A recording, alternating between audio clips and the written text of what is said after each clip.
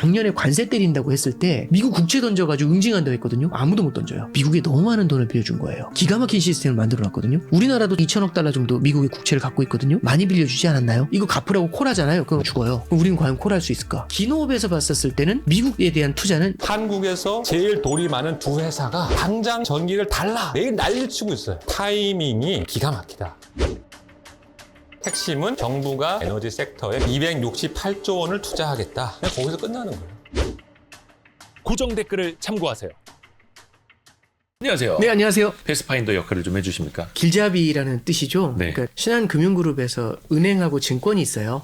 같이 이제 전문가 조직을 만들었는데 이제 신한 프리미어라는 브랜드의 패스파인더라고 해서 전문가 조직이 있습니다. 그래서 한 100명 정도 전문가 조직이 있는데 거기서 이제 단장 역할을 하고 있고요. 거기서 이제 말씀 그대로 패스파인더 역할을 하고 있죠. 가장 중요한 거는 길잡이인데 어느 방향이 좋을 것인지 그런 얘기들을 좀 많이 해드려요. 근데 이 길잡이라는 게 너무 단기적인 관점보다는 조금은 긴 관점에서 좀 찾아보는 게 좋지 않나 그런 생각은 듭니다. 그렇죠. 그러니까 패스 네, 길을 그렇습니다. 찾는 사람들. 네, 그렇습니다. 길잡이. 길 앞에 갈림길이 나옵니다. 이번 네. 책의 제목도 부의 갈림길이에요. 네네. 어떤 좀 더 깊은 의미를 담으신 거예요? 우리 이제 일생을 살다 보면 굉장히 많은 갈림길에서 선택을 해야 되죠. 그렇죠. 매번. 그러니까 어느 학교를 가야 될지 아니면 어떤 사람을 만나야 될지 어떤 직업을 택해야 될지 어떤 회사를 다녀야 할지 아니면은 뭐 어떤 사업을 해야 될지 이런 것들 되게 많은 결정을 해야 되지 않습니까? 네. 그때마다 갈림길이 돼요. 하나의 결정이 A하고 B라는 결정이 있다고 가정해보면 근데 이 갈림길이라는 게 참 흥미로운 게 그런 것 같아요. 뭐냐면 A를 결정했어요. 그 다음에 딱 갔는데 6개월, 1년 지나 보니까 너무 힘든 거예요. B로 갈 걸 이런 생각 되게 많이 들 수 있잖아요. 이게 그죠? 아닌가? 그렇죠. 이거 잘못 온 것 같은데 근데 또 이런 경우도 있어요. 그 길로 계속 가서 10년 정도 지나잖아요. 10년, 20년 지나면 일로 오길 너무 잘했다는 생각을 할 때가 있지 않나요? 그렇죠. 예, 그러니까 말씀드리고 싶은 거는 이 갈림길이라는 건 어떻게 보면은 그냥 들어가자마자 그 순간에 어떤 길이든 저는 탄탄대로는 없다고 생각해요. 어떤 길이든 처음 갔을 때 참 익숙하지 않기 때문에 어려움이 굉장히 많을 거거든요. 근데 거기서 큰 성공을 만들어내려면 장기간의 기노업에서 이제 바라봐야 되겠죠. 저는 갈림길을 볼 때 그런 생각을 했어요. 가끔씩 우리가 이제 되게 뭐뭐 할 걸, 살 걸, 팔 걸 이런 얘기도 되게 많이 하잖아요. 그게 이제 대표적인 케이스가 그거 같아요. 글로벌 금융위기 때 2009년도 3월에요. S&P 500 지수가 670이었어요. 지금 7,500이거든요. 네. 10배가 넘게 뛰었잖아요. 네. 그럼 이제 이 얘기 들으면 살 걸 이렇게 해야 되잖아요. 그죠? 근데 저는 그건 하나의 갈림길이었던 것 같아요. 그리고 일본 니케이 지수가 2011년도 3월에 동일본 대지진 때 일본 니케이 지수가 7,000까지 빠졌어요. 네. 지금 참고로 64,000 정도 해요. 예. 9배 뛰었잖아요. 이거 7만까지 갔어요. 그러니까 10배까지 올라간 거죠. 네. 살 걸 이런 생각 들죠. 또 비근한 예로 코로나 때 코스피 지수의 바닥이 1,400이었어요. 그럼 지금 최근에 많이 하락해도 약 5배 정도 올랐잖아요. 네. 그럼 또 살 걸 이런 생각들이 들잖아요. 길게 보면. 그렇죠. 그러니까 말씀드리고 싶은 건 그래서 뭐 저기 뭐뭐 할 걸 이런 얘기 하려고 만든 책이냐 그게 아니고 이런 생각을 해본 거죠. 지금이 2026년이 아니라 우리가 지금 이 방송을 하는 날이 2036년인 거예요. 2036년에서 10년 전이 2026년을 바라봤을 때 그때 뭐뭐 할 걸이라는 소재가 있을까 그런 갈림길이 있을까를 고민해 봤어요. 근데 저는 가능하다고 생각해요. 굉장히 많은 갈림길이 저는 올해 나타나고 있다고 생각하거든요. 일단 기본적으로 이유를 말씀드리면 첫 번째는 환율 레벨이 옛날이랑 많이 바뀌었죠. 우리가 작년만 해도 1,400이면 미쳤다고 했어요. 근데 지금은 1,500이 익숙해지는 세상이잖아요. 익숙하게 또 살아가고 그렇죠. 있죠. 우리는 환율에서는 뉴노멀이라는 거 그러니까 굉장히 익숙하지 않은 세상을 만나고 있어요. 금리도 꽤 많이 올랐죠. 네. 제가 코로나 때 기억나는 게 동네 정기예금 금리가 1%밖에 안 됐어요. 근데 지금 보면은 4% 막 3점 몇 프로 이러잖아요. 그때는 2%가 미쳤다고 했는데 지금은 2%가 미쳤죠. 다른 의미에서 너무 낮다고. 작년 이맘때 코스피 5천 간다고 하면 미쳤다고 했죠. 너무 낙관적이라고 했잖아요. 그렇죠.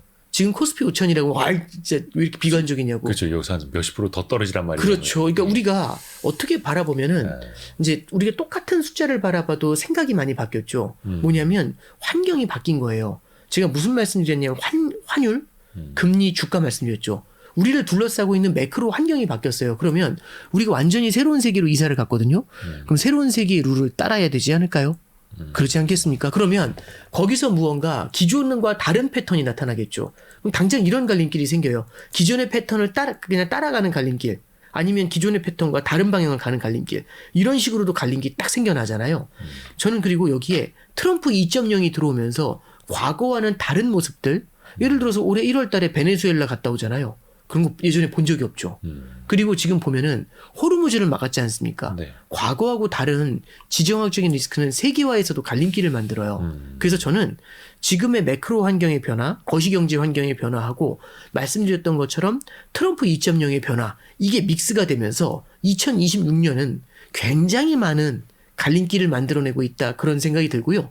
그러면 우리가 2036년에 지금을 돌아봤었을 때 그때 이 길을 선택했으면 좋았을 텐데 이런 고민들을 좀 많이 하게 되지 않을까요? 그래서 올해 나타날 수 있는 갈림길의 후보들 있죠. 그런 것들 한 5개 정도 후보를 만들어가지고 부의 갈림길이라는 책으로 한번 그려봤습니다. 우리가 왜 가끔 그런 뭐 이렇게 농담만 진담만 이야기할 때가 있어요. 10년 전에 나에게 영상 편지를 보낸다. 그렇죠. 아니면 10년 후에 내가 지금의 나에게 영상 편지를 띄운다면 어떤 말을 해줄까? 네. 그러니까 사실 투자도 그렇게 해야 되는데 네네. 그러니까 어려워요 그게. 저도 되게 중요한 말씀을 네. 해주셨다고 생각하고든요. 근데 예를 들어서 제가 과감하게 어떤 선택을 딱 해요. 근데 그러니까 어떤 전공을 택하든 어떤 회사를 택하든 그러니까 말씀 들어보면은 처음에 진짜 다들 너무 힘들게 어떤 사업을 하시든 너무 힘들었다는 말씀 너무 많이 듣지 않나요? 왜냐하면 익숙하지 않잖아요. 그 세계에 들어갔었을 때 그 익숙함 속에서 제가 저 스스로를 돋보이게 하려면 맨 밑에서부터 바닥에서부터 계속 경쟁해서 올라와야 되잖아요. 그 과정이 과연 순탄하겠느냐? 저는 굉장한 험로가 있을 거라고 생각해요.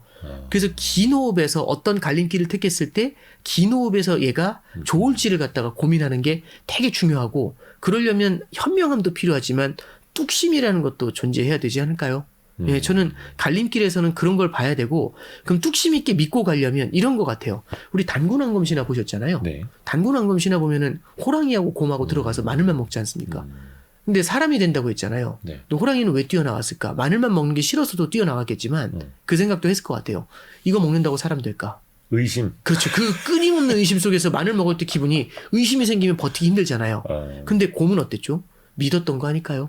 그러니까 사람이 됐겠죠. 그러니까 저는 그것도 하나의 갈림길 같지 않나요? 그러면 우리가 어떤 갈림길이고 얘가 어떤 험로가 예상이 되지만 어떤 미래가 있을지를 한번 우리가 리즈닝을 해보잖아요.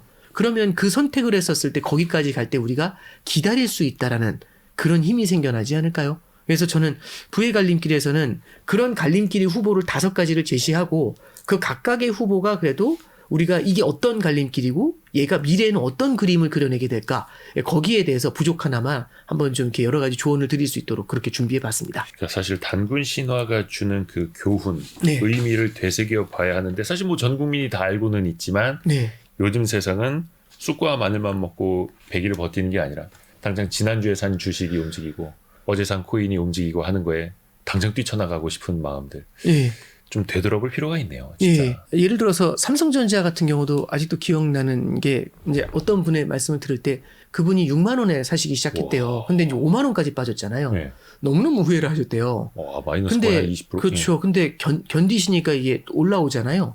그래서 이분이 19만 원에 정리를 하셨대요. 19만 원에 정리하시면서 거의 3배가 오른 거잖아요. 네. 너무 기분이 좋으셨는데 나중에 화가 나시더래요. 30만 원을 넘어가니까. 사람의 마음이. 예, 그러니까 이게 저는 근데 예를 들어서 주식 투자 같은 경우도 워낙에 험로가 많지 않습니까? 삼성전자도 이렇게 험로가 되게 많잖아요. 요즘 시장 변동성을 보셔도 그렇고. 저는 그래서 갈림길이라는 걸 바라볼 때는 분명히 이제 우리가 어떤 귀신의 집 들어갈 때도 여기 들어가면은 뭐가 있어 이런 걸 알고 알죠. 들어가면 스포하고 알고 들어가면 덜 무섭잖아요. 그죠. 예. 어렵다는 걸 분명히 알고 어떤 특성이 있다는 거, 귀신의 집에서 어떤 아이템들이 준비되어 있다는 거 조금이라도 알고 들어가면 덜 무섭고 도망쳐 나오지 않을 수도 있지 않을까요? 그래서 그런 조언을 드릴 수 있는 소스가 뭘까? 그런 걸 한번 다각도로 고민해서 한번 담아봤습니다. 그러니까 주식의 속성이 어떠하고 네네. 채권의 속성은 어떠한지 그렇죠. 금의 속성은 어떠한지를 알아야 한다는 네, 그렇죠. 거. 네네. 그 이후에 본인이 선택한 길을 또 뚝심 있게 걸어갈 수 있을 것인가. 네네. 근데 요즘에 보면 그 부의 갈림길 중에 가장 큰 포인트가 AI입니다. 네네. AI가 있던 시절과 없는 시절의 갈림길도 다를 거 아니에요. 저는 굉장히 큰 갈림길이라고 생각해요. 왜냐하면, 그러니까 이렇게 보면 될 것 같아요. 저는 갈림길을 5가지 정도로 제시했는데 그 중에 4번째로 제시한 갈림길이 AI 혁명이에요. 이게 AI라는 거는 생산성의 개선을 가져올 것 같아요. 이거는 생산성의 개선이라는 거는 어떻게 보면은 기존까지 있어왔던 어떤 성장을 바꾸게 됩니다. 잠깐 네. 볼게요. 네. 지금 보면 사람들은 이제 이런 생각들 되게 많이 해요. 그러니까 IT 혁명이 일어났을 때나 어떤 때나 다들 이 정도면 인류의 성장은 대충 멈춘 것 같다.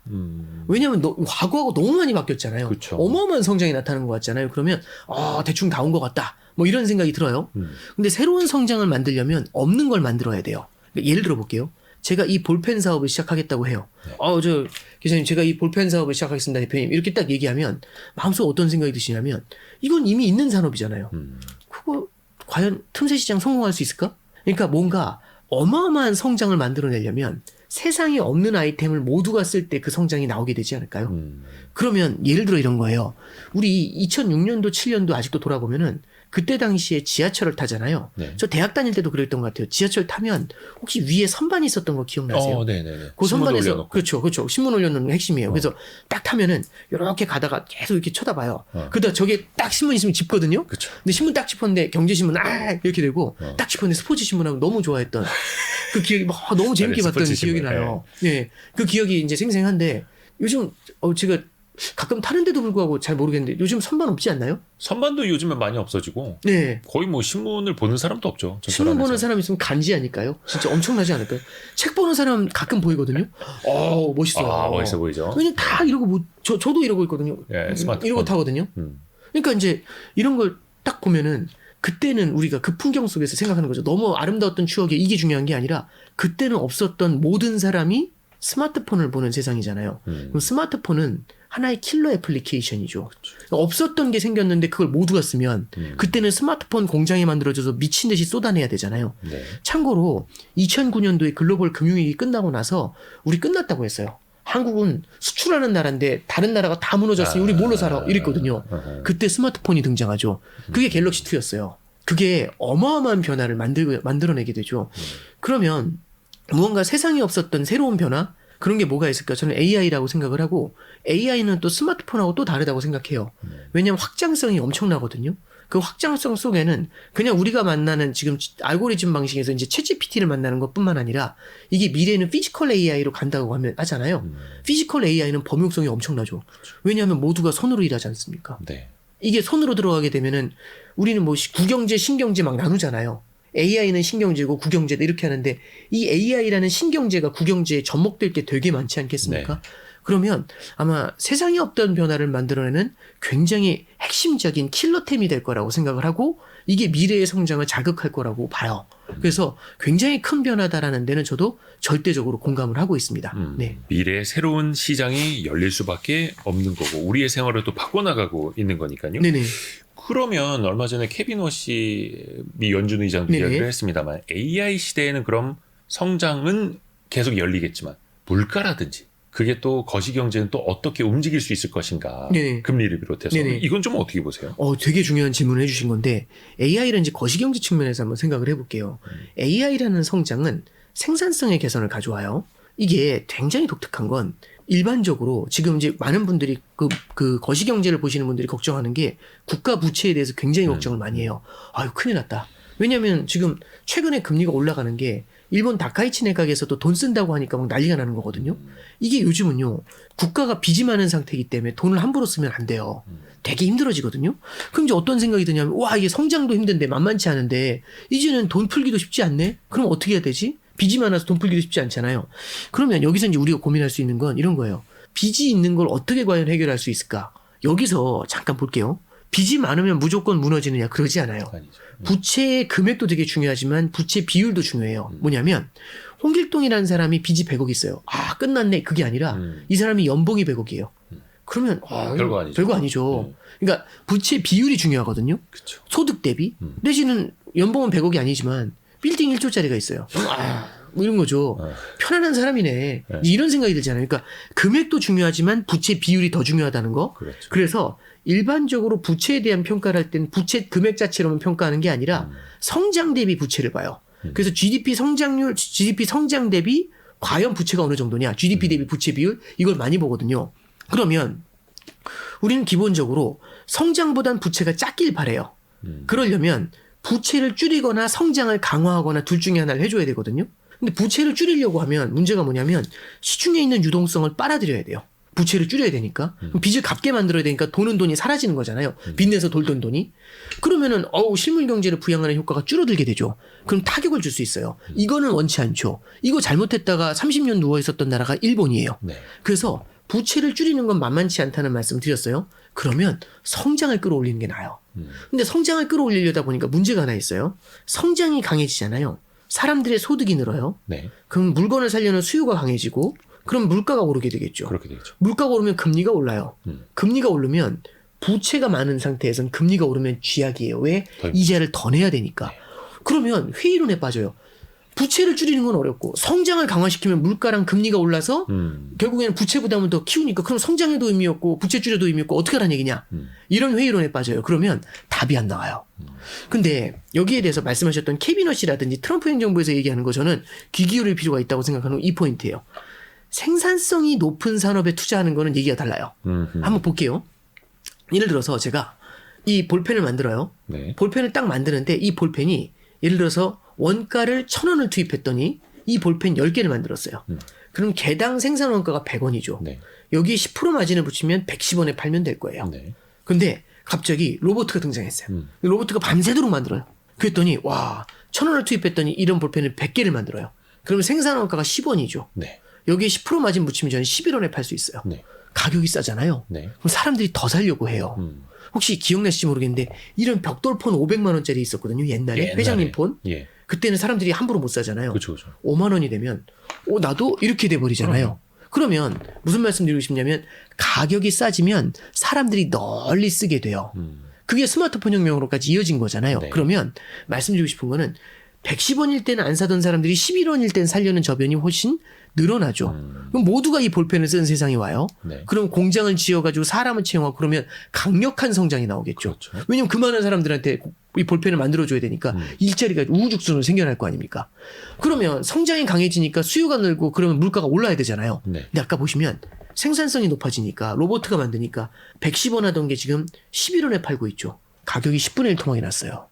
그러면은 성장은 강한데 물가가 되려 안정이 낮아지네. 되죠. 네. 그러면 금리도 낮아요. 그럼 성장은 강한데 금리가 높지 않으니까 위에 부채가 녹아버리는 거죠.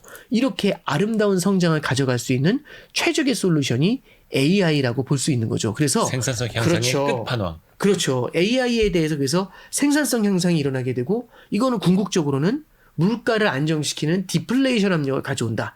이 얘기를 하거든요. 이게 결국에는 캐비너시를 비롯해서 이 사람들이 생각하는 미래의 이상향이다. 이렇게 좀 보고 있습니다. 그렇죠. 그래서 3차 산업혁명 이후에도 그렇고 뭔가 하나둘씩 자동화되고 기계화될 때마다 생산성은 계속해서 높아졌고 그렇죠. 이제 AI 또 로봇의 시대가 되면서 생산성은 높아질 수밖에 없으니 그렇다고 해서 또 다만 안심할 수는 없겠어요. 그 가는 길마다는 또 울퉁불퉁한 또 이제 물가 변수들이 또 생길 테니까. 그러니까 이제 그렇죠. 굉장히 이건 길게 본 거고. 긴 텀에서 말씀드린 그렇죠. 거잖아요. 근데 잠깐 보시면 이런 것 같아요. 저도 이제 AI 쪽 전문가분들 많이 뵀거든요. 그 조언을 많이 들어요. 왜냐면 저도 공부를 해야 되니까요. 참고로 문과예요. 그래서 AI 기술 같은 거 잘 몰라요. 근데 이제 그런 분들한테 거인들한테 조언을 들을 때 되게 많이 배워요. 근데 이제 말씀을 들을 때마다 느낀 게 뭐냐면 그런 분들도 자기들이 많이 틀렸다고 하세요. 어떤 부분에서 틀렸냐? 당신들의 생각보다 훨씬 빠르대요. 지금 AI의 진화 속도가. 그러면 우리가 무슨 생각이 빠르구나. 근데 이 얘기는 누구나 다 들어보셨잖아요. 그렇죠? 근데 흥미로운 게 있어요. 전문가들이 생각하는 것보단 빠르거든요. 네. 근데 투자자들의 기대보단 느린 것 같아요. 왜냐하면 투자자는 내일 큰 돈 벌고 은퇴하고 싶어요. 그래서 AI 혁명이 내일 일어났으면 좋겠어요. 이 참 저도 보면 느끼는 게 뭐냐면 투자를 할 때 무언가 주가가 세게 오르잖아요. 네. 그러면 더 빨리 그 일이 일어날 거라는 생각을 하게 돼요. 예를 들어 스페이스X 주식을 샀는데 스페이스X 주식이 미친 듯이 뛰잖아요. 그럼 우주에 내일 갈 것 같아요. 내일 이미 우주에 달나라에 떠다니는 느낌 날 수 있잖아요. 그렇죠. 그러니까 이제 뭐냐면 이런 것 같아요. AI라는 게 전문가들의 기대보단 빠르거든요. 근데 투자자들의 기대보단 느린 것 같아요. 항상 금융시장은 너무 앞서가죠. 그렇죠. 그러면 이런 거죠. 전문가들은 지금보다 요렇게 좋아질 거라고 생각해요. AI가. 근데 시장은 그런데 전문가들의 기대보다 실제 AI는 더 빠른 거죠. 근데 신기한 건 투자자들은 이렇게 바라봐요. 그러면 원래는 이렇게 가야 되는 궤적이 이렇게 달려가죠. 근데 이런 얘기가 나오는 거예요. 생각했던 것보다 느린 것 같은데 내지는 생각했던 것보다 그렇게 가려면은 굉장히 다양한 태클이 들어올 것 같은데 이런 생각이 들면 줘야 한 다음에 이렇게 충격. 출렁. 네. 출렁출렁 할 수 있죠. 그래서 험로라는 말씀 드렸잖아요. 근데 대표님 좀 이견이 있으실 수 있지만 어떤 길이든 탄탄대로는 거의 못 보지 않으셨어요? 하다못해 포장된 길에도 이렇게 도로 파인 데가 있고 그렇죠. 요철 구간이 나오고 합니다. 네, 그렇죠. 그러니까 저는 하나 더 말씀드리면 굉장히 많은 사람들이 알고 있잖아요. 모두가 기대하고 그렇죠. 있고. 좋은 길이라는 거 모두가 알고 있죠. 그러면 이 길 선택길로 한꺼번에 확 몰리지 않겠습니까? 그럼 그 길이 더 굉장히 처음 시작할 때 난이도가 더 높아질 것 같지 않으세요? 기대치는 있는 대로 예, 높아져 그렇죠. 있고. 그래서 이제 말씀드렸던 걸 잠깐 정리를 하면 결국에는 장기적으로는 그 길이 맞겠지만 그 길로 가는 그 중간의 과정은 순탄치가 않다라는 말씀을 드렸죠. 험로가 될 거라고 생각하고 있습니다. 그러니까 우리가 어느 방향으로 가고 있는지도 알고 어느 속도인지도 사실 산업의 시간과 기술의 시간 또 금융시장의 시간이 다르다는 것도 그렇죠. 알아요. 근데 이게 내 계좌 손바닥 위에 올려져 있는 걸 보면은 모든 판단력이 마비가 됩니다. 네, 맞죠. 그래서 항상 길게 보는 또 습관도 가져야 한다라는 거고요. 왜 예전에 쓰신 책에서도 고성장 고물가 네네. 저성장 저물가 국면 그 내분면 네네. 표기 해주신 적 있잖아요. 네네. 지금은 어떤 상황이라고 볼 수 있어요? 저는 이렇게 생각을 해요. 그러니까 잠깐 배경 지식을 설명해 드리면 매크로를 바라볼 때 큰 틀로 두 개를 봐요. 성장하고 물가를 보거든요. 그럼 성장은 두 가지가 있죠. 고성장, 저성장. 네. 물가는 두 가지가 있죠. 고물가, 저물가. 그럼 고성장, 저성장과 고물가, 저물가를 합치면 두 개씩이니까 2 곱하기 2라서 4개의 국면이 나오죠. 네. 고성장, 고물가, 고성장, 저물가, 저성장, 고물가, 저성장, 저물가 4개가 네. 나와요. 그러면 이 4개의 국면을 보면서 이제 우리가 판단을 해보는 거죠. 지금 이제 우리가 볼 수 있는 건 뭐냐면은 지금 보면은요. AI의 성장은 굉장히 강해요. 그런데 사람들은 무슨 기대를 하냐면 AI의 성장은 생산성을 끌어올리기 때문에 물가를 안정시킬 거야. 이 기대를 갖고 있어요. 장기적으로. 네. 그러면 성장은 강한데 물가가 약하죠. 그러면 되게 그림이 좋아요. 왜냐면 우리가 그 손익계산서라는 걸 그려볼게요. 네. 이게 기업의 손익계산서는 어렵게 생각하실 게 아니라 매출에서 내가 돈 번 거에서 비용을 차감한 게 순이익인 거잖아요. 그렇죠. 그냥 러프하게 보면. 근데 잠깐 보시죠. 성장이 강하대요. 고성장이래요. 그러면 매출이 많이 늘겠죠. 성장이 세니까. 근데 저물가래요. 비용은 줄겠죠. 그럼 벌어들이는 건 많은데 비용이 적게 들어가면 마진이 엄청나지 않을까요? 그렇죠. 그러면 고성장 저물가 시대에는요. 주식만큼 좋은 게 없죠. 너무너무 탄탄한 거죠. 그래서 고성장 저물가에 대한 기대는 브라이트한 미래를 그리게 만들어요. 그러면 주식 투자에 대한 매력을 끝없이 높이게 되겠죠. 이제 이렇게 이제 볼 수가 있어요. 그런데 이런 케이스가 있어요. 생각보다 그리로 가는 길이 순탄치가 않을 것 같아. 이러면 어떤 일이 벌어지냐면 고성장 저물가를 기대했는데 이게 둘 다 어렵잖아요. 그러면 저성장 고물가가 보일 수 있지 않을까요? 그럼 우리는 거꾸로. 고성장 저물가를 기대했는데 저성장 고물가가 다가올 수도 있다라는 두려움이 생기면 갑자기 위에는 엄청 높을 거라고 생각했는데 벌어들이는 돈은 줄어드는데 물가가 올라가니까 비용이 늘겠죠. 그럼 그렇죠. 마진의 압착이 일어나게 되겠죠. 그러면 이렇게 고성장 저물가를 기대했다가 저성장 고물가가 나올 거라는 두려움이 생기면 이런 것들은 우리가 기업 투자를 할 때 헉 하고 쫄리게 만드는 그런 요인이겠죠. 그게 지금인가요? 그렇죠. 지금 이제 우리가 바라보면 이런 거예요. AI에 대한 기대를 갖고 있다가 AI가 실망으로 바뀌잖아요. 그러니까 우리는 AI가 잘 될 거라고 생각한다면 고성장 저물가에 대한 기대가 커지는 거예요. 근데 그게 아니라 AI가 만약에 쉽지 않다, 여러 가지 태클이 걸릴 수 있다라고 하면은 오히려 성장 자체는 위축이 되는데 물가는 쉽게 안 내려가는 그런 일이 벌어질 수 있잖아요. 지금 당장이 그렇다는 말씀보다는 주식시장은 미래를 프라이싱하죠. 그렇죠, 그렇죠. 미래에 대한 기대가 계속 바뀌고 있는 거예요. 그래서 한 군데 천착해 있는 게 아니라 우리는 이렇게 아름다운 시대를 살 것 같아라고 했는데 아닌가라는 생각을 하면 왔다 갔다 하면서 출렁출렁하는 그림을 만들어낼 수가 있는 거죠. 기다 아니다 하다가 또 긴가민가 하면서 또 혼란에 그렇죠. 빠지고 그게 사실은 또 변동성이 생기는 시장이고 네네. 그러면 길게 봤을 때는 고성장 저물가로 가는 AI 시대가 맞는데 그 사이에서는 저성장 고물가가 나타날 수 있고 네네. 그게 홈로라는 거예요. 그렇죠. 그러니까 예를 들어 이런 거예요. 저성장 고물가 가기 전에 고성장 고물가도 올 수 있어요. 왜냐하면 지금 고민하고 있는 게 미국도 똑같은데 미국 연준에서도요. 캐비너시도 똑같은 얘기를 해요. 왜 그러냐면 AI가 성공하기 위해선 데이터 센터를 많이 지어야 되죠. 네. 근데 데이터 센터를 많이 지으려니까 미래에 지어야 될 걸 다 땡겨서 지어요. 그렇죠. 그럼 원자재 비용 들죠. 인건비 들죠. 그러지 않을까요? 그리고 반도체 사와야 되죠. 가격도 올라가고. 그렇죠. 그러면 단기로는 결국에는 성장이 집중이 되고 원자재 수요라든지 반도체 수요가 늘어나요. 그럼 원자재나 반도체 가격 뛰죠. 이런 것들은 결국에는 우리 치플레이션이라는 말씀 들었잖아요. 그쵸. 이게 결국에는 인플레이션으로 전가가 되겠죠. 그러면 이게 인플레이션 리스크를 가져오게 되니까 우리는 고성장 저물가를 기대하고 들어갔는데 앞에서는 투자를 해가지고 저변을 깔아야 되니까 빌드업 과정에서는 고성장 고물가를 만날 수도 있죠. 내지는 이게 성장에 대한 의구심이 생기면 오히려 고성장 고물가가 아니라 저성장 고물가도 만날 수가 있죠. 그래서 이제 다시 한번 드리는 말씀이지만 이게 우리가 궁극적으로 어떤 길을 바라볼까를 보는 건 되게 중요한 것 같아요. 목표점이죠. 그건 고성장 저물가고 이게 결국에는 글로벌 부채 문제를 해결할 거예요. 그래서 AI가 궁극적으로 잘 된다? 그렇게 됐었을 때는 미래에는 꽤 강한 퍼포먼스를 만들 수 있다고 저는 생각해요. 네. 근데 그 가는 길엔 고성장 고물가 내지는 저성장 고물가라는 태클이 들어올 수가 있어요. 그래서 중간에 꽤 많은 험로를 만들죠. 그러니까 우리가 예를 들어서 전국 수석이 되고 싶어요. 그럼 힘든 시간을 보내야 되지 않아요? 그렇죠. 다들 놀 때 고시원 같은 데 들어가서 굉장히 힘든 그런 그림들이 그려질 수 있는 거죠. 땀 눈물 흘려야죠. 네네.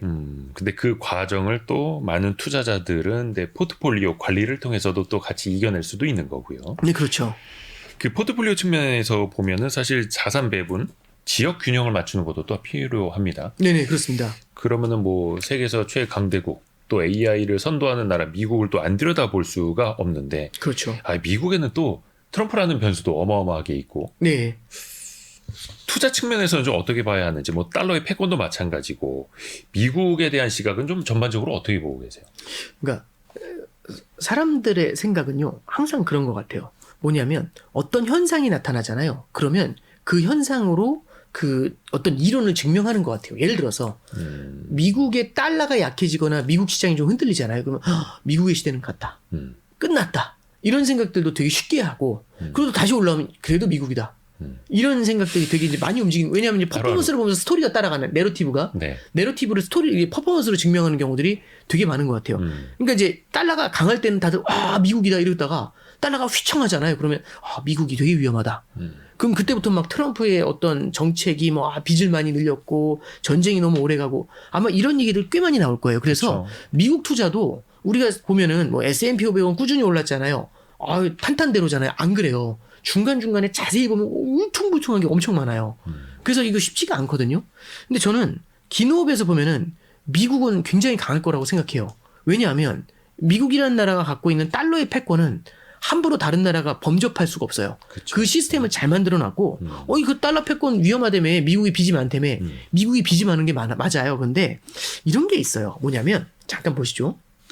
그러니까 저도 이런 케이스를 겪어봤어요. 지금 전 세계가 미국이 물건을 사고 전 세계가 그 미국의 돈을 빌려줘요. 네. 미국이 물건을 다른 나라 걸 사주면 달러를 주겠죠. 네. 그 달러를 미국의 채권에 투자해요. 그럼 미국의 채권에 투자한다는 얘기는 내가 지불한 달러를 미국에 또 빌려주잖아요. 네. 미국은 이 돈 갖고 또 소비를 해요. 네. 그럼 또 이 나라 쪽으로 계속 재화를 다른 나라에서 끝없이 사오고 끝없이 달러를 줘요. 그리고 그 끝없이 준 달러로 미국 채권을 투자하죠. 그러면 미국 이외의 국가들은 미국한테는 거대한 채권자예요. 네. 미국은 거대한 채무자가 되죠. 그렇죠. 그러면 딱 보면 채무자잖아요. 거대한 채무자면 느낌이 어떻죠? 빚이 많은 사람인데 위험해 보이죠. 불안해 보이죠. 그러면 무언가 이쪽에 하는 순간 봐봐. 거대한 미국의 부채가 문제가 될 거야. 이런 두려움을 필연적으로 갖게 돼요. 아마 앞으로 투자하실 때 종종 보실 거예요. 근데 이런 생각을 해보시면 더 좋을 것 같아요. 그럼 미국이 거대한 채무자잖아요. 네. 그럼 채권자들이 채무자를 응징할 수 있지 않습니까? 그렇죠. 대표적인 예로 미국의 채권을 팔면서 미국의 국채를 팔면서 들어오게 되면 미국은 부채 문제 때문에 침몰할 수도 있겠죠. 네. 이걸 우리가 제일 두려워하는 시나리오예요. 그렇죠. 근데 조금 이제 흥미로운 말씀을 좀 드리면 이런 문제는 있는 것 같아요. 뭐냐면 전 세계 투자자들이 미국에 수출하고 달러를 많이 벌었잖아요. 네. 그 달러로 무엇을 했을까 생각해 보는 거죠. 아마 미국 자산을 사야겠죠. 그 대표적인 게 미국 국채겠죠. 그러면 전 세계 국가들이 미국의 돈을 굉장히 많이 빌려준 거예요. 우리나라도 1,500에서 2,000억 달러 정도 미국의 국채를 갖고 있거든요. 많이 빌려주지 않았나요? 근데 우리가 많이 빌려준, 돈을 많이 빌려준, 우리 저기 대표님하고 저하고 홍길동이라는 사람한테 돈을 많이 빌려줬어요. 근데 이제 우리가 예를 들어서 이거 갚으라고 콜하잖아요. 그럼 네. 홍길동은 죽어요. 그럼 우리는 과연 콜할 수 있을까? 콜하는 순간 홍길동이 죽는데 그럼 우리도 같이 죽잖아요. 내 돈 못 받죠. 그렇죠. 결국에는요. 다른 국가들이 미국에 돈을 많이 빌려준 국가들이 갖고 있는 트러블은 뭐냐면 미국에 너무 많은 돈을 빌려준 거예요. 기가 막힌 시스템을 만들어 놨거든요. 그래서 그러니까 누구 하나 발을 먼저 그렇죠. 못 빼는 거예요. 작년에 관세 때린다고 했을 때 네. 미국이 다른 나라들 괴롭힌다고 하니까 미국의 채권자들이잖아요. 다 예. 미국 국채 던져가지고 응징한다고 했거든요. 아무도 못 던져요. 중국도 못 던지고 일본도 못 중국이 던지고. 좀 팔았다고 그러지 않았나요? 거의 못 팔았어요. 중국은 장기적으로는 조금씩 미국 국채의 비중을 줄이고 있거든요. 근데 그렇게 막 분위기 안 좋을 때 던지잖아요. 일거에 그러니까 예를 들어서 대주주가 분위기 안 좋을 때 던지면 어떻게 될까요? 가격이 다 본인이 팔리지도 또 않고. 갖고 있는 것도 많이 있으니 그렇죠. 던지지도 못한다는 거예요. 예, 그렇죠. 그러니까 이런 게 있어요. 채권의 금액이 커지잖아요. 그러니까 100만 원 빌려줬을 때는 막 뭐라고 할 수 있죠. 100억 빌려주잖아요. 얘가 다치면 큰일 나요. 그러지 않나요? 왜냐면 채권자의 운명도 같이 걸려 있잖아요. 그러네요. 그러니까 미국이 참 기가 막힌 시스템을 만들어 놓은 거죠. 그래서 이렇게 정리를 좀 해드릴게요. 우리가 미국이라는 나라를 바라볼 때 휘청휘청할 때마다 다양한 얘기들이 흘러나와요. 부채 문제 때문에 미국이 무너질 것이다. 그러면 항상 무너지고 난 다음에는 거기에 돈을 빌려준 다른 나라들은 어떻게 될까? 다른 나라들 되게 힘들어지거든요. 그래서 항상 국제 공조라는 게 있어요. 뭐냐면 진짜 위험한 순간엔 금융위기 때도 마찬가지예요. 악수를 해요. 그렇게 싸우던 애들이. 악수할 때가 어떻게 악수하냐면 이러면서 악수해요. 같이 누구 먼저 쓰러지면 안 되니까. 그렇죠. 죽기 싫으니까 공조를 하는 거지. 거의 그냥 좌상은 아니죠. 부축해주겠다라는 그렇죠. 의미의 악수 아닙니까? 예, 그래서 우리가 너무 이제 미국이라는 나라에 대한 투자를 바라볼 때 미국이 갖고 있는 혁신적인 아이템, 미국이 갖고 있는 탁월한 성장도 바라보지만 미국이 달러 패권이라든지 부채 시스템을 구성해 놓은 것까지 같이 보셔야 되는 것 같아요. 그래서 기노업에서 봤었을 때는 미국에 대한 투자는 여전히 유효하다. 이게 저는 생각인데 기본 골자인데 다만 모든 길에는 무슨 말씀 드렸냐면 험로가 존재한다는 말씀 드렸죠. 그 험로는 끝에는 좋아질 것 같지만 중간중간 계속 흔들어 놓을 것 같아요. 그 대표적인 시나리오가 아까 말씀드렸던 것처럼 중간에 미국 국채를 다 던질 거야. 이런 얘기들이 나올 수 있다라는 거죠. 그래서 우리는 그런 험로가 있다라는 걸 어느 정도는 감안을 하면서 미국에 투자를 해야 되는데 대표적인 케이스가 그런 거예요. 미국이 험로를 딱 겪었을 때 미국 자산이 오르지 않고 있는데 다른 나라 자산이 막 뛸 때가 있거든요.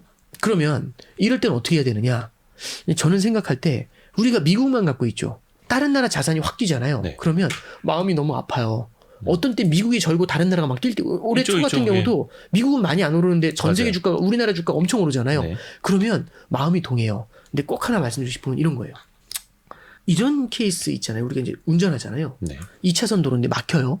둘 다 막히면 마음이 답답하잖아요. 근데 가끔 이런 경우가 있어요. 분명히 둘 다 막히는데 내 차선은 안 가는데 옆 차선이 슬슬 가는 느낌 날 때 있잖아요. 네, 네, 네. 야구르게 더 계속 멀리 가는 것 같아요. 뭔가. 음. 그럼 어떤 생각이 들죠? 끼어야겠다 이 생각 들죠. 그래서 하고 싶죠. 그렇죠. 슥 끼어요. 그럼 더 놀라운 경험을 해요. 어떤 경험이죠? 원래 내 차선 여기가 안 가고 저 차선이 가기 시작하잖아요. 너무 당황스럽지 않아요? 그러면 다시 일로 끼어 들어오죠. 그럼 또 여기가 가요. 그래서 분명히 아까 내 뒤에 있었던 차 번호판이 저 앞에 있을 때 있거든요. 예. 되게 기분 나빠요. 이런 경험 가끔씩 있잖아요. 있죠. 이게 무슨 말씀 드리고 싶냐면 어떤 때는 우리가 분산 투자를 해야 돼요. 같이 두 개를 다 갖고 가야 되는데 미국하고 다른 나라, 미국 이외의 지역도 같이 가져가야 되는데 어느 하나만 가져가면 여기가 아닌가? 하면서 이 전체가 넘어올 때가 생겨요. 그러니까 사람은 누구나 홀짝을 맞추고 싶어 하죠. 근데 그게 되냐는 거예요. 네, 그렇죠. 그게 안 되니까 분산이 필요한 그렇죠. 거고. 이게 지역 분산, 종목 분산, 아까 전에 물어보셨던 그 질문에 대한 답이에요. 근데 저는 그런 생각이 들어요. 오르는 거에 막 따라가잖아요. 차선 따라가는 거하고 똑같다고 봐요. 근데 가끔씩 이러지 않아요? 우리가 진짜 많이 가던 길이에요. 알아요. 저 끝에 뭐가 있는지 우리가 알고 있어요. 익히. 그럼 여기 더 먼저 가도 신경 안 쓸 때 있죠. 그냥 뭐 저 끝에 가면 다 만나는데 뭐 이런 생각 할 때 있지 않아요? 그건 뭐냐면 우리가 그 길을 잘 알고 있으면 얘기가 다르죠. 그렇죠. 그래서 저는 그런 것 같아요. 장기적으로 보면은 미국이라는 나라가 다른 나라보다 미국 이외의 국가들보다 탄탄한 성장을 가져갈 가능성이 높다고 봐요. 그럼 미국의 비중을 높게 가져가되 미국 이외의 국가들은 비우고 가야 되느냐? 그럼 차선 바꿔요. 왜냐면 멘탈이 나가거든요. 그렇죠. 나만 안 작년이나 나갈 때. 올해처럼. 예, 그렇죠. 그래서 저는 항상 나눠놓고 미국이라는 나라를 투자의 코어 쪽에 넣어놓는 게 좋을 것 같아요. 예, 그래서 미국이라는 나라가 다양한 산업을 갖고 있잖아요. 그래서 워렌 버핏이 그 얘기를 했었죠. 만약 이제 지수 투자, 종목 투자할 때 어떤 거 해야 되냐니까 그런 거 잘 모를 때는 S&P 500 사서 그냥 오래 갖고 있어. 이런 얘기 하잖아요. 대표 기업 지수. 되게 흥미로운 뉴스를 하나 봤는데, 물론 이건 호불호가 있을 수 있어요. 네. 트럼프의 정책 중에서 되게 재미있는 정책이 그게 있더라고요. 2025년부터 2028년까지 태어난 아이들은 태어나자마자 S&P 500에 $1,000 투자해주는 트럼프 계좌? 만들어준대요. 이름도 트럼프게 해줘요. 예. 18세가 되어야 뺄 수 있대요. 한번 저희 대표님 잠깐 생각해보죠. 지금 만약 $1,000를 놓고 트럼프 계좌를 만들어줘요. S&P 500에. 네네네. 나스닥도 아니고 S&P 500에. 네. 18년 후에는 20년 후에는 올라 있을까요? 떨어져 있을까요? 확률적으로 올라 있겠죠. 저는 올라 있을 것 같아요. 그러니까 이게 무슨 말씀드리는 거냐면 그 아이들은 차선을 바꿀 수 없게 해놨잖아요. 그리고 또 하나는 그런 아이들이 계속해서 S&P 500을 사게 만들잖아요. 저는 우리도 굉장히 긴 호흡에서는 S&P 500과 같은 미국에 있는 주요 지수 이런 것들 미국 주식을 조금은 담아놓는 게 코어로 그게 좀 필요하지 않나 그런 조언을 드려봅니다. 사실 뭐 S&P 500이라는 500개 기업이 미국을 대표하는 기업이기도 하지만 네네. 미국을 대표하는 기업들이 전 세계를 상대로 영업을 하다 보니 네네. 글로벌 기업이라는 또 그렇죠. 상징성도 있고요. 네네. 그런 측면이 있는 거죠. 그게 사실 왔다 갔다 내가 이쪽 길로 가면 더 빨리 가겠지라는 거는 사실 자기 주도성 강한 우리나라 사람들 입장에서는 내가 하면 더 잘할 것 같고 내가 선택하면 이 길이 옳을 것 같은데 사실 거기에서 시행착오들을 또 많이 겪어요. 네. 그러다가 결국은 결국 그래서 포트폴리오구나 그렇지 또 않나요? 느끼게 되고요. 예. 그러니까 이거 반복입니다. 이거 IRP 계좌 갖고 계신 IRP 계좌는 퇴직연금 계좌라서 굉장히 긴 호흡으로 보시고 요즘 가끔 IRP에서도 사팔사팔 하시는 분들이 있긴 한데 거의 IRP는 잘 안 움직이잖아요. 예. ISA도 좀 덜 움직여요. 약간 그 계좌가 MTS로 매매하기가 살짝 불편해요. 불편한 것도 있고 약간 긴 호흡이니까. 근데 네. 이제 일반 계좌는 사팔사팔 많이 하시잖아요. 성과를 보면 IRP가 압도적이에요. 제 얘기인가요? 아, 죄송합니다. 다른 분들도 마찬가지라는 거예요. 통계적으로 비슷해요. 네. 네, 그러니까 이제 저도 드리고 싶은 말씀이 아까 말씀하셨던 것처럼 포트폴리오로 이렇게 꾸준히 잡아놓으면 오히려 괜찮을 것 같다. 맞아요. 이제 이런 말씀 드렸잖아요. 제가 여기서 좀 그런 조언을 하나 해드릴게요. 제가 책에다가도 그 조언을 썼거든요. 이 갈림길에 대한 얘기인데 이런 것 같아요. 제가 어렸을 때 경험이 하나 있어요. 어떤 경험이냐면 어렸을 때 제가 이제 초등학교 3학년이었던 것 같아요.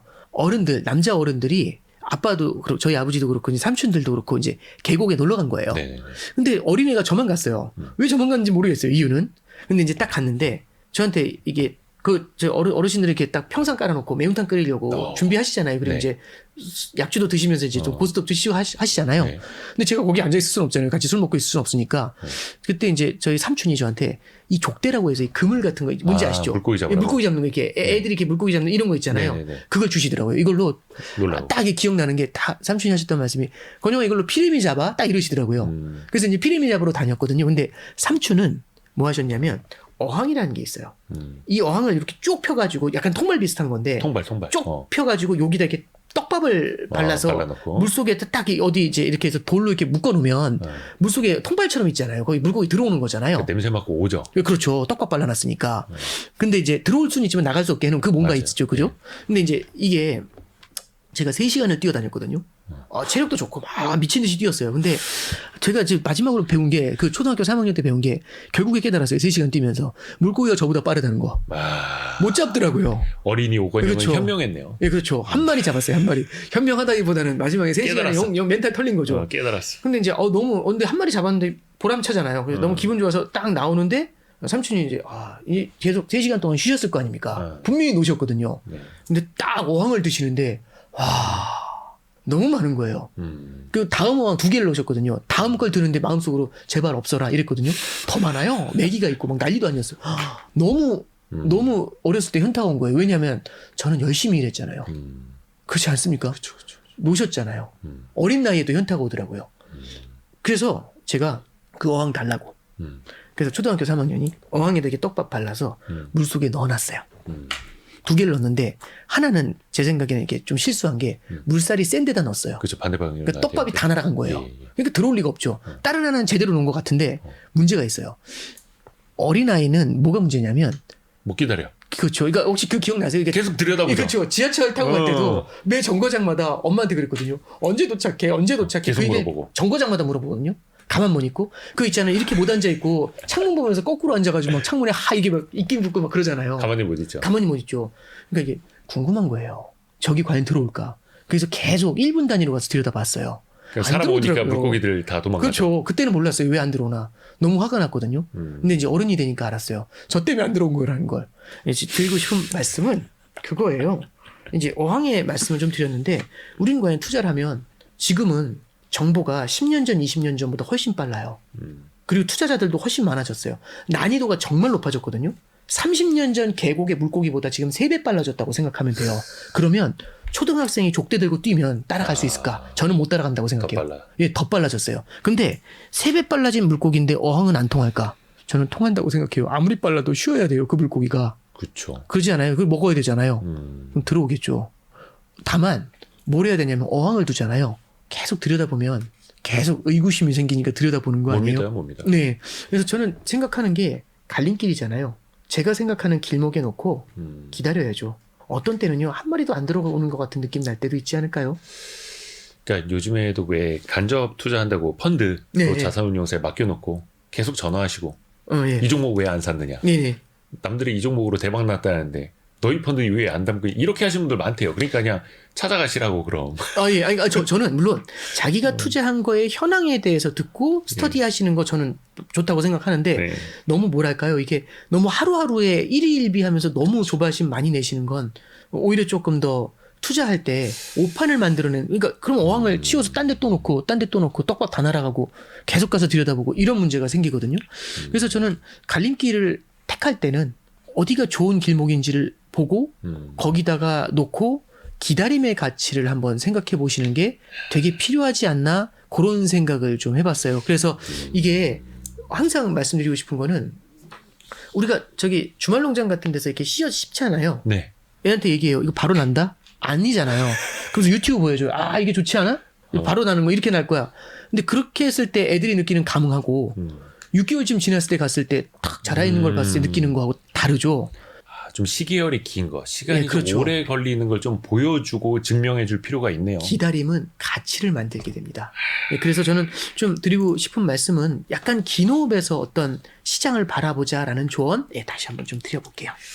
기다림은 가치를 만든다. 그러니까 사실 오건영 단장님의 이번 신간 부의 갈림길이라는 책이 내 앞에 놓여 있는, 앞으로 갈려 있는 길일 수도 있지만 네네.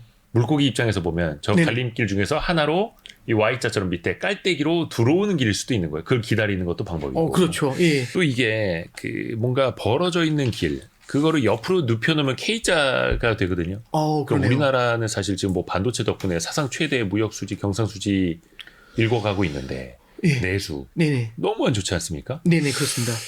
그리고 또 뭐 미국 주식이라든지 뭐 수도권 핵심 부동산을 갖고 있다면 그분들 입장에서는 그 K자의 윗단에 있겠지만 네네. 그게 아니라면 이게 사실 뭐 정치나 뭐 행정당국에서도 못하는 건데 이 K자의 간극을 과연 좁힐 수는 있을까? 어떻게 네네. 해야 할까? 아니면 개개인의 예. 삶에서라도 좀 조언을 주실 수 있다면요. 저는 이런 생각이 좀 들어요. 이 양극화라는 거는, 그러니까 뭐 물론 이 말씀이 마음에 안 드실 수도 있지만 자본주의 경제의 역사는 변하는 것하고 변하지 않는 게 있다고 생각해요. 변하지 않는 것 중에 뭐가 있냐면 장기적으로 보면 자본주의의 역사는 양극화를 더 확대시키는 쪽으로 작용했죠. 그래가지고. 그러니까 2000년도에 닷컴 버블 당시에 빌 게이츠나 이런 사람들이 억만장자라고 했잖아요. 네. 얼마 전에 일론 머스크가 조만장자가 되잖아요. 조만장자. 그러지 않나요? 그러니까 뭐냐면, 그러면 우리가 20년 후, 30년 후에는 과연 어떻게 돼 있을까? 양극화가 좁혀져 있을까? 아니면 양극화가 지금보다 더 벌어져 있을까? 저는 벌어져 있다고 봐요. 그리고 그 양극화는 단순히 우리나라의 수출과 내수로만 나타나는 거, 대기업과 중소기업으로만 나타나는 게 아니라 지역으로도 나타나요. 국가별로도. 미국과 비미국의 양극화도 존재하지 않나요? AI와 BAI의 양극화도 존재하겠죠. 그럼요. IT와 BIT의 양극화도 존재하고, 부동산에서는 수도권과 비수도권의 양극화가 존재하잖아요. 그러니까 양극화가 에브리웨어에서 펼쳐져요. 근데 이렇게 됐었을 때 되게 어려운 건, 그럼 AI 쪽에서만 한번 생각해 볼게요.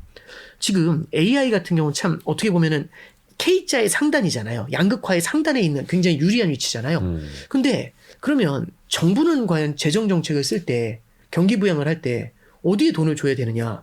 사실은 K자라고 하면은 굉장히 잘 되는 쪽하고 어려운 쪽이 있지 않습니까? 그럼 국영지에 돈을 줘야 되잖아요. 복지를 해준다면.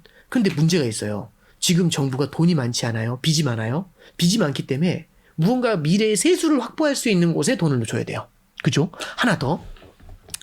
그리고 또 하나는 돈을 줄 때도 성장성이 있어야 되겠죠. 밑빠진 독에 물을 퍼부을 수는 없지 않습니까? 그런데 재밌는 건 우리가 양극화라고 했죠. K자의 상단이라고 하잖아요. 네. K자가 전 세계로 펼쳐져요. 그럼 미국의 AI와 미국의 BAI가 있겠죠. 일본의 AI, 중국의 AI, 한국의 AI, 유럽의 AI 쫙 K자의 상단끼리도 경쟁하지 않아요? 네. 근데 중국의 AI는 중국 당국이 지원해 준대요. 그렇죠. 미국도 트럼프가 보호해 준대요. 그 수출 뭐 이런 것도 막 도와주잖아요. 관세 때리고 중국이 못하게 누르고 네. 유럽도 도와주고 일본도 도와준대요. 다카이치 내각이 지금 AI 지원하겠다고 하잖아요. 그럼 우리는 어떻게 해야 될까요? 경쟁을 하려면 당연히 똑같이 해야죠. 최소한. 왜냐하면 K자의 상단끼리도 탑핑이 되려고 경쟁하잖아요. 네. 그러면 재정 정책도 AI 쪽으로 가죠. 이런 일이 벌어져요. 그러면 결국에는 AI 쪽에 대한 성장이 더욱더 두드러지겠죠. 다른 국영제보다. 그러면 야 끝났네. 이렇게 생각할 게 아니라 앞서 제가 무슨 말씀드렸냐면 AI라는 거는 확장성이 되게 높다는 말씀을 드렸잖아요. 저는 이렇게 생각을 해요. 이런 관점인 거죠. 그럼 우리가 AI가 될 수 있냐? AI 전문가가 바로 다 돼야겠네? 그게 아니라 첫 번째는 이런 거죠. 만약 우리가 국영제를 하고 있는 비즈니스를 하고 계시는 분이면 이 국영제를 AI하고 접목시키는 걸 고민해야 되지 않을까요? 인터넷은 신경제였고 인터넷 이외의 것들은 국영제였지만 지금은 웬만한 기업들이 다 홈페이지 갖고 있지 않습니까? 그렇죠. 그리고 사실은 배달의 민족 같은 경우도 이 결국에는 어떤 전산 시스템 플랫폼하고 어떻게 보면은 이 오프라인 시스템이 연결이 돼서 만들어지는 새로운 비즈니스잖아요. 국영제와 신경제의 조합이 새로운 무언가를 만들어낸 케이스라고 해석할 수 있지 않습니까? 네. 그러면 무언가 국영제의 비즈니스 쪽에 있는 사람들 같은 경우는 신경제하고의 융합을 갖다가 고민을 많이 해야죠. 그래서인지 요즘 과학이라든지 이런 쪽에서도 융합에 대한 얘기가 되게 많이 나와요. 네. 그래서 저는 그런 것도 필요하고 또 하나는 개인 투자자 입장에서 그럼 나는 AI가 되고 뭐 전문가가 되고 내가 테슬라가 될 수 있겠어? 내가 스페이스X가 될 수 있겠어? 될 수는 없겠지만 이건 가능하죠. 내가 테슬라나 스페이스X나 구글이나 알파벳이나 아니면 애플이나 이런 그렇죠. 기업들의 성장을 그 과실을 주식 투자라는 형태로 배당으로 쉐어를 할 수는 있겠죠. 그런 관점에서 보면 우리는 K자의 상단에 있는 AI 관련 기업들 있죠. 이런 데에 기노업에서 투자하는 것도 좋은 아이디어가 되겠죠. 그래서 저는 이 주식 투자라는 것에 대해서 갖고 있는 관점 자체가 네. 과거에는 되게 부정적인 게 강했던 것 같아요. 그래서 주식하는 사람 하면 느낌이 어떠세요? 폐가 망신한다고. 그렇죠. 도박하는 사람 그랬어요. 느낌이잖아요. 부모님 세대. 예, 그렇죠. 근데 지금은 약간 그런 관점보다는요. 그렇죠. 많이 달라졌죠. 어떻게 보면은 성장을 미래의 성장을 쉐어할 수 있는 나는 알파벳의 주주야. 나는 애플의 주주야. 나는 삼성전자의 주주야. 이런 관점에서 기노업으로 한번 바라보게 됐었을 때는 주식을 보는 관점이라든지 우리가 양극화해서 이 간극을 좁힐 때 어떤 좋은 솔루션이 되지 않겠는가. 예, 그런 조언을 드려봅니다. 그래서 또 어떻게 보면 그런 마음을 가지고 장기 투자하시는 분들의 마음이 더 편하죠. 네, 그렇죠. 그런 분들은 뭐 개별 주식이라기보다는 대표 기업일 테고, 네, 그렇죠. 대표 지수일 테고 네. 하니까 아까 그 IRP 연금계좌 수익률이 훨씬 더 뛰어나다라고 네. 하신 것처럼 네네. 갈림길 사이에서 좀 부딪히는 것들이 좀 있습니다. 그게 때로는 정책이 될 수도 있고 관세가 네네. 될 수도 있고 전쟁이 될 수도 있고 네네. 그거를 뭔가 좀 판단하는 기준이 될 만한 것 좀 팁을 주실 만한 게 있을까요? 그러니까 늘상 또 가까이 보면 헷갈려서. 예를 들어서 전쟁이라는 걸 하나 예로 들어볼게요. 제가 올해 3, 4월에 되게 고민을 많이 했어요. 왜냐하면 이란 전쟁 났잖아요. 네. 이란 전쟁이 얼마나 갈지 이걸 제가 어떻게 알겠습니까? 그래서 저도 중동 쪽 전문가분들하고 미팅도 해보고 그리고 이제 여러 가지 자문도 구해보고 했는데 사실은 그분들도 모르죠. 트럼프도 모르지 않겠습니까? 언제 전쟁 끝날지? 근데 전쟁이 끝나야지 시장이 좀 안정될 것 같다. 이게 핵심이잖아요. 트럼프도 끝내고는 싶어 하는데 네, 그렇죠. 안 되는 거죠. 그렇죠. 그럼 저 같은 사람이 어떻게 알겠어요? 그래서 저도 한참 고민하다가 맨날 뉴스 보다가 새로 고침 하다가 이거 바보 같은 짓이다. 이제 나중에 깨달은 건 이런 거죠. 우리가 투자를 딱 올해 말까지만 한다. 그러면요. 전쟁이 언제 끝나는지가 너무너무 중요할 거예요. 근데 투자를 길게 한다. 5년 정도 보면 5년 안에는 이란 전쟁이 끝나 있지 않을까라는 생각 1번. 2번. 끝나진 않더라도 영향이 상당히 많이 줄어들겠죠. 지금 러시아, 우크라이나 우리 별로 신경 안 쓰잖아요. 작년에 관세 때문에 신경 썼는데 지금 관세 부과하고 있는데도 별로 신경 안 쓰죠. 그러니까 이런 걸 잠깐 바라보면 어떤 생각이 드는 거냐면 5년쯤 지나면 이란 전쟁에 대한 우리의 관심 이런 게 많이 줄어들게 되지 않게 시장이 적응하겠죠. 그 이슈에. 그럼 그때부터는 질문이 바뀌어요. 우리가 1년으로 바라보면 전쟁이 언제 끝나요? 이게 질문의 핵심이거든요. 근데 5년 이렇게 긴 시기로 바라보면요.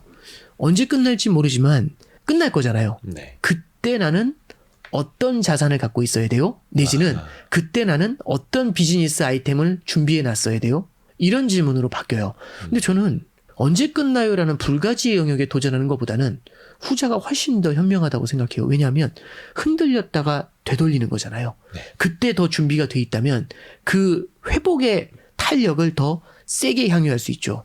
그래서 저는 질문을 조금 바꿔서 고민해 보는 게 좋다라고 생각하고 그건 길게 바라봤었을 때 생각이 바뀌어요. 저는 이런 생각이 들어요. 우리가 플랜카드 같은 거 붙일게요. 아, 이대호 대표님 환영합니다. 라는 거 이제 플랜카드 붙일 때 딱 제가 이게 붙일 때 뒤에 한 명이 봐줘야 되죠. 네. 뒤에다 뭐라고 하냐면 이거 제대로 붙였는지 봐봐. 왼쪽이도 봐, 오른쪽이도 그쵸. 봐 이렇게. 예. 제일 가까이 있는 사람이 그걸 못 봐요. 아, 멀리서 봐요. 뒤에 있는 사람이 보죠.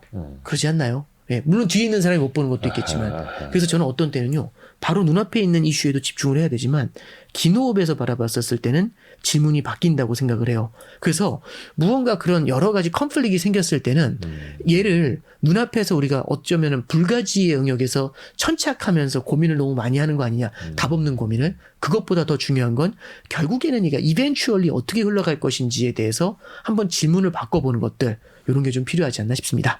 한 5년 지나면 미국이 이란을 타격했던 게 몇 년도였더라? 헷갈릴 수도 있을 거예요. 그렇죠. 예. 우리는 또 적응을 또 하고 있고. 오늘은 오건영 단장의 신간 부의 갈림길이라는 책을 읽어봤는데요. 이 책을 관통하는 핵심 구절 하나를 예. 직접 좀 낭독을 부탁드리려고 아, 합니다. 네네. 알겠습니다. 투자 포트폴리오를 구축하고 나면 결국 어항을 나누어서 잘 세팅하고 나면 그 다음부터는 기다림이 중요하겠죠. 그게 시간의 가치 아닐까요? 갈림길을 고려하여 현명한 포트폴리오를 빌드업하는 것, 그리고 시간의 가치를 극대화하는 것. 이 책을 갈무리하면서 드리고자 하는 마무리 멘트입니다. 우리가 참 포트폴리오라는 그 단어 정말 많이 듣는데 네, 그렇죠. 우리가 과연 그렇게 또 실행을 하고 있는가? 네네. 기다림이 가치를 만든다는 것도 들어는 봤지만 그 길로 우리는 가고는 있는가? 네. 한 번쯤 또 점검이 필요한 또 점검을 할 수 있는 그런 시간이었습니다. 신한은행 프리미어 패스파인더 오건영 단장과 함께했습니다. 고맙습니다. 네, 감사합니다. 감사합니다.